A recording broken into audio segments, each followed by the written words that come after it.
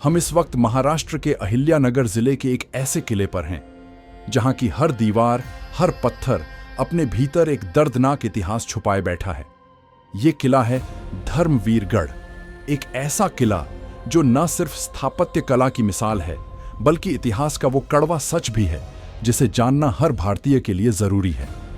यहां कभी एक ऐसा दौर गुजरा था जब छत्रपति संभाजी महाराज को 29 दिनों तक लगातार अमानवीय यातनाओं का सामना करना पड़ा था।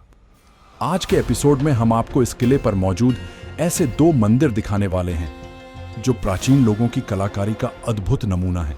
इनमें से एक मंदिर तो पिछले 1500 साल से कई सारे भूकंप के झटके झेलने के बावजूद मजबूती से खड़ा है, और दूसरा मंदिर बिना बिजली के, बिना बल्ब के अंधेरे कमरे में रोशनी कैसे पहुंचती है, इसका लाइव डेमोन्स्ट्रेशन दिखाता है। साथ ही आपके सामने उस रहस्य का भी पर्दाफाश करेंगे कि प्राचीन समय के मंदिर इतने लंबे क्यों होते थे और उन पर कलश क्यों लगा होता था, और साथ ही दिखाएंगे उन कार्विंग्स को जो ये बताते हैं कि प्राचीन भारत में मंदिरों का इस्तेमाल किसी अस्पताल जैसा भी होता था। अब हम पहुंच गए हैं इस किले के एक अद्भुत मंदिर के पास जिसका नाम है लक्ष्मी नारायण मंदिर। यह उस दौर का गवाह है जब धर्म, कला और आस्था ने एक साथ मिलकर पत्थरों में जान डाल दी थी। लेकिन आजकल के पॉलिटिशियन हमारी इसी आस्था के साथ खेलने में बहुत माहिर हो चुके हैं। जब महाराष्ट्र में यह विवाद चल रहा था कि छत्रपति संभाजी महाराज को धर्मवीर कहा जाए या धर्म रक्षक, तब महाराष्ट्र विधानसभा में एक पॉलिटिशियन ने कहा था कि जब औरंगजेब छत्रपति संभाजी महाराज को इस किले पर लाया था तब उसने यहां के मंदिरों को कोई नुकसान नहीं पहुंचाया था। असल में उसका इशारा इस तरफ था कि औरंगजेब को जितना क्रूर और कट्टर बताया जाता है वो उतना था नहीं। वो किसी धर्म के खिलाफ नहीं था और न ही छत्रपति संभाजी महाराज ने हिंदू धर्म के खातिर अपनी जान दी थी। लेकिन सबसे हैरानी की बात यह थी कि उस वक्त विपक्ष में बैठे नेताओं ने भी इसका कोई विरोध नहीं किया। शायद इसीलिए क्योंकि उन्हें भी सही इतिहास नहीं पता था, क्योंकि उन्होंने भी इस किले को कभी करीब से देखा ही नहीं था। यहां की जमीन पर खड़े होकर महसूस नहीं किया था कि यहां क्या क्या हुआ था और कैसे हुआ था। इन मूर्तियों को जब हम करीब से देखते हैं तो यहां की दीवारें, मंदिर, टूटी हुई मूर्तियां चुपचाप होकर भी हमसे बहुत कुछ कहती हैं।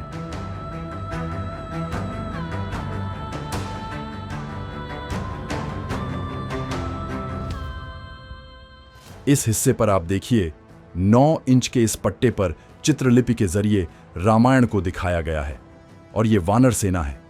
यहां पर आप इस वानर की पूंछ देख सकते हो और ठीक इसके नीचे ये जो टूटी हुई मूर्तियां हैं ये हाथियों की हैं, और कलाकारों ने इस पूरे मंदिर को हाथियों के शिल्पों का घेरा बनाया है। इन हाथियों पर शस्त्रधारी सैनिक बैठे हुए दिखाए गए हैं। इन कार्विंग्स के जरिए उस समय के राजा की आर्मी को दिखाया गया था, उस समय के राजा के वैभव को दिखाया गया था। देखिए, यहां भगवान कुबेर को दर्शाया गया है। ये सब नृत्यांगनाएं हैं। इनके साथ ताल वाद्य बजाने वाले कलाकार भी दिखाई दे रहे हैं। कुछ पखावज बजा रहे हैं तो कुछ ताल दे रहे हैं। और ये जो हिस्सा है ना, ये खास है। अब जबकि ये मंदिर भगवान विष्णु का है तो यहां उनकी मूर्ति बनाई गई है। लेकिन अफसोस की बात यह है कि अब ये मूर्ति टूट चुकी है। यहां विष्णु जी को नरसिंह के रूप में दिखाया गया है। देखिए, उनके गोद में जो राक्षस है वो है हिरण्यकशिपु और पास में छोटा सा बालक बैठा है, वही है भक्त प्रहलाद। और ये देखिए, ये है लगभग 1500 साल पुरानी लोहे की पट्टी जिसे इन 2 पत्थरों को आपस में जोड़ने के लिए इस्तेमाल किया गया था। दरअसल यही इंटरलॉक टेक्निक पूरे मंदिर में अपनाई गई है। पत्थर एक दूसरे में इस तरह से फंसे हुए हैं कि सीमेंट या किसी गाड़े की जरूरत ही नहीं पड़ी, और यही वजह है कि यह मंदिर भूकंप रोधी बन सका। आपको जानकर हैरानी होगी कि इस इलाके में कई बार भूकंप आ चुके हैं, लेकिन आज तक इस मंदिर को जरा भी नुकसान नहीं पहुंचा। और अब जरा ये देखिए, मंदिर के अलग अलग हिस्सों में बनी ये डिजाइन्स, आप इनमें से किसी को भी माप लीजिए, इनका सटीक नाप एक जैसा ही मिलेगा। 1500 साल पहले जब कंप्यूटर या मॉडर्न टेक्नोलॉजी नहीं थी, तब भी भारत में गणित और इंजीनियरिंग इतनी बारीकी से समझी जाती थी। और फिर कुछ लोग कहते हैं कि भारत को असली ज्ञान अंग्रेजों के आने के बाद मिला। और अब हम आ पहुंचे हैं उस मंदिर के पास, जो सिर्फ एक धार्मिक स्थल नहीं बल्कि कभी एक तरह का प्राचीन अस्पताल भी हुआ करता था। हैरानी की बात है लेकिन सच्ची है, इस मंदिर की दीवारों पर उस समय के इलाज में इस्तेमाल होने वाले औजारों की आकृतियां उकेरी गई हैं। सोचिए, सदियों पहले जब न कोई मॉडर्न मेडिकल सिस्टम था न कोई टेक्नोलॉजी, तब भी यहां के लोग कितनी उन्नत सोच रखते थे।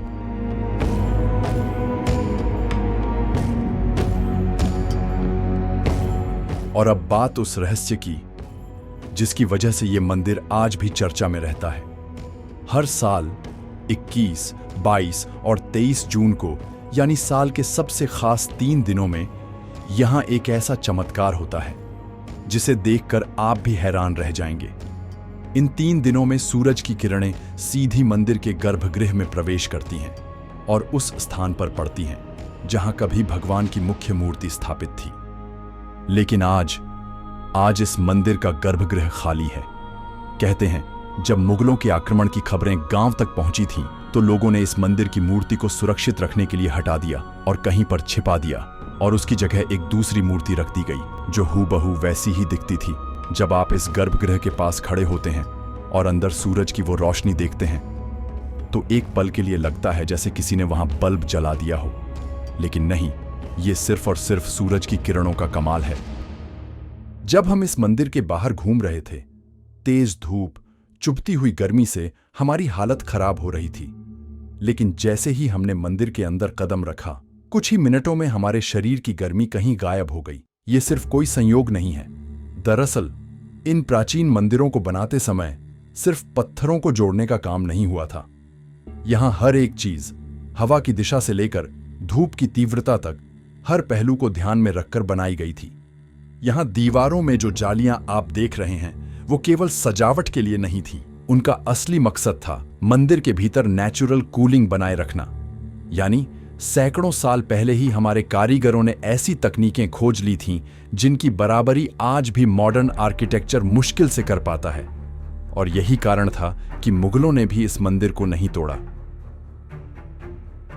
जब मुगल सेनाएं गांवों और किलों पर हमला करती थीं, तो इस तरह के मंदिरों को नष्ट करने की बजाय अपने सैनिकों के ठहरने और आराम करने के लिए इस्तेमाल करती थीं, क्योंकि इन मंदिरों का वातावरण, उनकी बनावट इतनी अनोखी थी कि भीषण गर्मी में भी अंदर आते ही ठंडक का एहसास होता था। और अब मैं आपको वो बात बताने वाला हूं जो इस पूरे मंदिर में सबसे ज्यादा चौंकाने वाली है। हमारे पूर्वजों ने इतने विशाल मंदिर आखिर बनाए ही क्यों? अगर सिर्फ पूजा ही करनी थी तो कोई छोटा सा मंदिर भी काफी होता। लेकिन यह सिर्फ मंदिर नहीं था, ये एक गुरुकुल भी था जहां विद्या दी जाती थी। ये वही स्थान था जहां आयुर्वेदिक इलाज भी होते थे। यहां इन्हीं पत्थरों के बीच ऋषि मुनि बैठा करते थे जो उस दौर के डॉक्टर कहे जा सकते हैं। और अब जरा नीचे देखिए, ये जो कटोरे जैसी आकृति बनी है ना, इसी में पेड़ पौधों की पत्तियां, औषधियां और जड़ी बूटियां पीसी जाती थीं। यहां बैठकर वो लोग दवाइयां बनाते थे, बिना किसी मशीन के, सिर्फ अपने ज्ञान और अनुभव से। अगर किसी को सांप भी काट लेता था तो उसे पहले ऐसे ही किसी मंदिर में लाया जाता था। क्यों? क्योंकि मंदिर में कदम रखते ही उस माहौल की पॉजिटिव एनर्जी और शांति का असर इतना गहरा होता था कि मरीज को अंदर से यकीन हो जाता था कि अब तो मैं ठीक हो जाऊंगा। और आधा इलाज तो उस विश्वास से ही हो जाता था। सोचिए, आज के समय में भी, कोविड के पहले तक, हमें यही भरोसा था कि अगर हम डॉक्टर के पास पहुंच गए तो बस अब हम ठीक हो ही जाएंगे। डॉक्टर के आते ही मरीज को अंदर से एक तसल्ली मिलती थी। लेकिन समय बदल गया। कोरोना के बाद डॉक्टरों की असली हकीकत भी कई लोगों के सामने आ चुकी है। इस टॉपिक पर ज्यादा गहराई में नहीं जाएंगे क्योंकि ये एक थोड़ा कंट्रोवर्शियल विषय है। लेकिन मैं आपको जो समझाना चाहता हूं वो ये है कि सदियों पहले बीमारी चाहे कितनी भी गंभीर क्यों ना हो, मरीज को ऐसे ही मंदिरों में लाया जाता था। यहाँ का वातावरण, यहाँ की सकारात्मकता मरीज के इलाज का पहला और सबसे अहम हिस्सा होती थी। और सबसे बड़ी बात, यहाँ जो इलाज होता था वह पूरी तरह से फ्री होता था। ना कोई फीस, ना कोई शुल्क, ना कोई शर्त। ये मंदिर केवल पूजा का स्थान नहीं थे, ये जीवन की रक्षा और सेवा का सबसे पवित्र स्थान थे। और अब मैं आपको एक ऐसी बात बताने जा रहा हूं जिस पर शायद बहुत से लोग यकीन ही ना करें। खासकर वो लोग जो मानते हैं कि विज्ञान से ऊपर कुछ भी नहीं होता। उन्हें ये बात सुनकर थोड़ी अजीब लग सकती है, कुछ को तो ये झूठ भी लगेगा, लेकिन फिर भी जो मैं बताने वाला हूं वो ध्यान से सुनिए। आपने कभी गौर किया है, पुराने जमाने के ये जो मंदिर होते थे वो हमेशा बहुत ऊंचे बनाए जाते थे। उनका स्ट्रक्चर ऊपर की तरफ शंकु जैसा कॉनिकल होता था और सबसे ऊपर धातु का एक कलश या शिखर लगा होता था, इतना ऊंचा कि पूरे गांव में वो सबसे ऊपर दिखता था। अब सवाल यह है, आखिर मंदिरों को इतनी ऊंचाई पर क्यों बनाया जाता था? शिखर को कॉनिकल शेप में क्यों रखा जाता था और उस पर धातु का कलश क्यों लगाया जाता था? क्या यह सिर्फ दिखावे के लिए था या इसके पीछे कोई गहरी वजह थी? अब जरा रुकिए और सोचिए, क्योंकि जो जवाब मैं आपको आगे देने वाला हूं वो शायद आपके मंदिरों को देखने का नजरिया ही बदल देगा।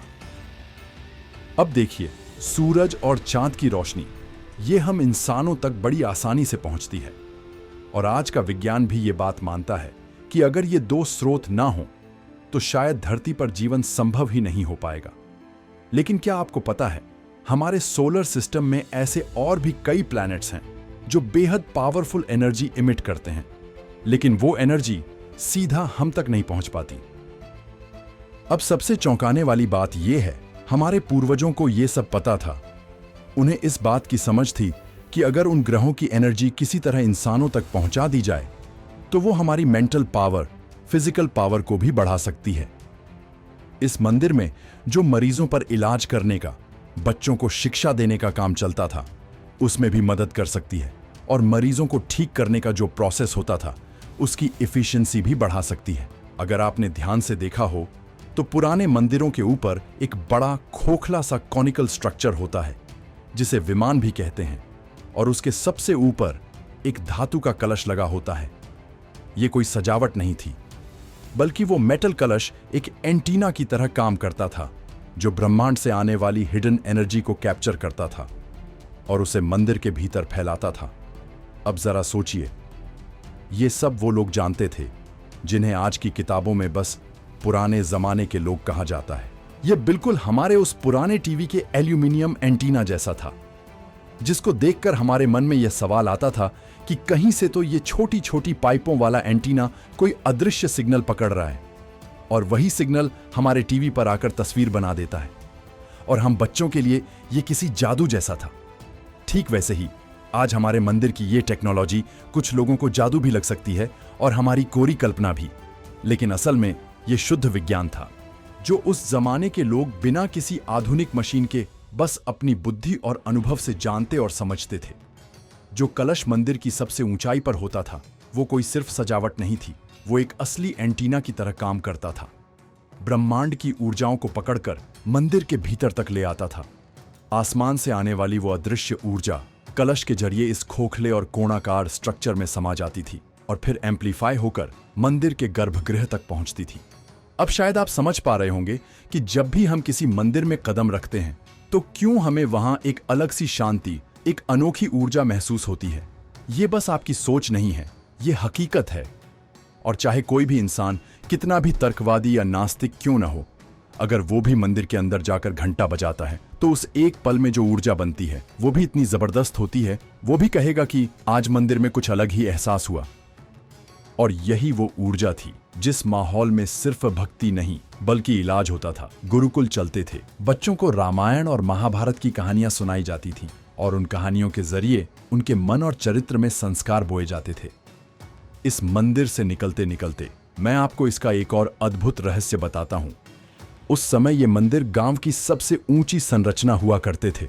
इनसे ऊंचा कुछ नहीं होता था, तो जब बरसात में आसमान से बिजली गिरती थी तो सबसे पहले ये मंदिर का कलश ही उसे अपनी तरफ खींचता था और फिर वह ऊर्जा जमीन में सुरक्षित उतर जाती थी। मतलब इन मंदिरों ने सिर्फ आध्यात्म और शिक्षा ही नहीं दी, बल्कि पूरे गांव को प्राकृतिक आपदाओं से भी बचाया है। तो आपने देखा कैसे एक ही मंदिर न सिर्फ पूजा का स्थान था, बल्कि इलाज, शिक्षा, विज्ञान और गांव की सुरक्षा तक हर काम का केंद्र था। और अब जैसे मैंने आपको इस मंदिर के इतने सारे रहस्य बताए, ठीक वैसे ही इस धर्मवीर गढ़ पर और भी कई सारे मंदिर हैं जो अद्भुत हैं। और जिनका अपना एक अलग उद्देश्य हुआ करता था। तो उनके बारे में जानने के लिए आप यहाँ ऊपर क्लिक करें या फिर उनकी प्लेलिस्ट आपको डिस्क्रिप्शन में भी मिल जाएगी। और अगले एपिसोड में जिस मंदिर के बारे में मैं आपको बताने वाला हूँ वो आपके होश उड़ा देगा। आपने आज के साइंस में आर्टिफिशियल रेन के बारे में सुना होगा, कैसे बादलों पर केमिकल डालकर समय से पहले बारिश कराई जाती है। लेकिन आपको जानकर हैरानी होगी, भारत में ये तकनीक आज से 1500 साल पहले गांव-गांव में मौजूद थी। और इसका सीधा सबूत आपको मिलेगा अगले मंदिर में और इस सीरीज के अगले एपिसोड में। और अगर ये वीडियो आपको अच्छा लगा हो तो प्लीज इसे लाइक जरूर करिए, क्योंकि हमारे भारत की संस्कृति और भारत की शिल्पकला और उसकी खूबी को ज्यादा से ज्यादा लोगों तक पहुंचाने की हम कोशिश कर रहे हैं। और ये कोशिश आपके सपोर्ट के बिना अधूरी है। तो प्लीज वीडियो को लाइक करके अपना सपोर्ट जरूर दिखाइए।